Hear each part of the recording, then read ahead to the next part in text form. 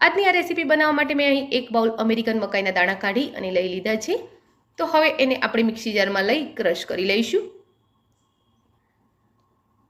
હવે આમાંથી આપણે આટલા દાણા બચાવીને રહેવા દઈશું, એટલે કે આટલા દાણા આપણે ક્રશ નથી કરવાના।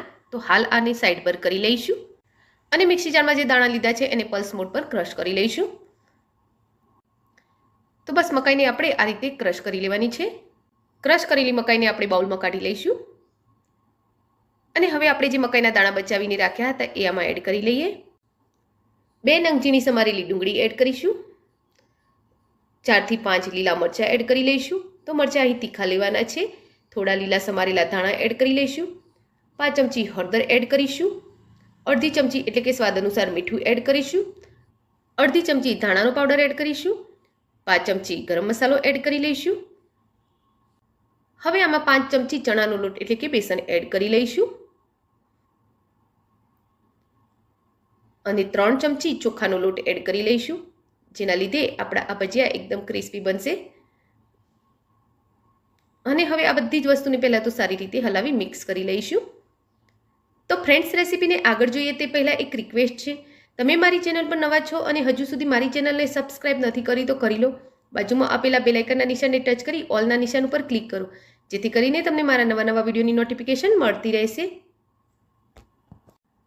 હવે આપણા મસાલા અને મકાઈ લોટ સાથે સારી રીતે મિક્સ થઈ ગયા છે। તો હવે થોડું પાણી એડ કરીશું આપણે અને આનું બેટર રેડી કરી લઈશું।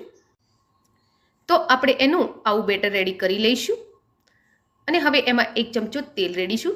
તો મેં બાજુમાં કડાઈમાં તેલ ગરમ થવા મૂકી દીધું છે। તો આપણે થોડું ગરમ હોય એવું જ તેલ એમાં એડ કરીશું અને હવે તેને સારી રીતે હલાવી મિક્સ કરી લઈશું। તો આજના આ ભજીયામાં આપણે ખાવાના કોઈ પણ સોડાનો યુઝ નથી કરવાના। તો હવે આ બેટર રેડી થઈ ગયું છે અને તેલ પણ ગરમ થઈ ગયું છે। તો આપણે એક એક કરી એમાં ભજીયા આ રીતે મૂકતા જઈશું। તો બસ આ રીતે જેટલા સમાય એટલા ભજીયા આપણે એમાં મૂકી દઈશું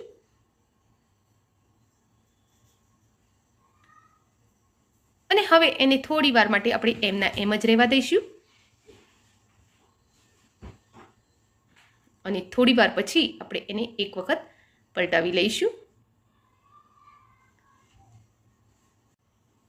હવે એને આ રીતે ફેરવતા રહી એકદમ ક્રિસ્પી તળી લેવાના છે આપણે।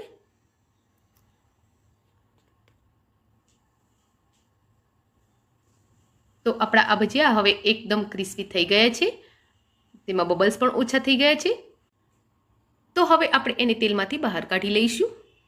તો એકદમ સરસ ક્રિસ્પી મજાના ભજીયા રેડી છે। તો હવે આપણે એની બીજી બેચ પણ રેડી કરી લઈએ। તો કડાઈમાં સમાય એટલા ભજીયા આપણે એમાં મૂકતા જઈશું અને હવે એને એકદમ ક્રિસ્પી તળી લઈશું।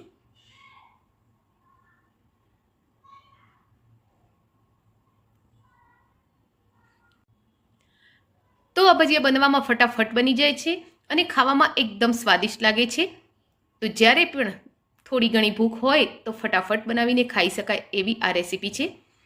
તો આપણી આ બેચ પણ હવે રેડી થઈ ગઈ છે। તો તેને બહાર કાઢી લઈશું।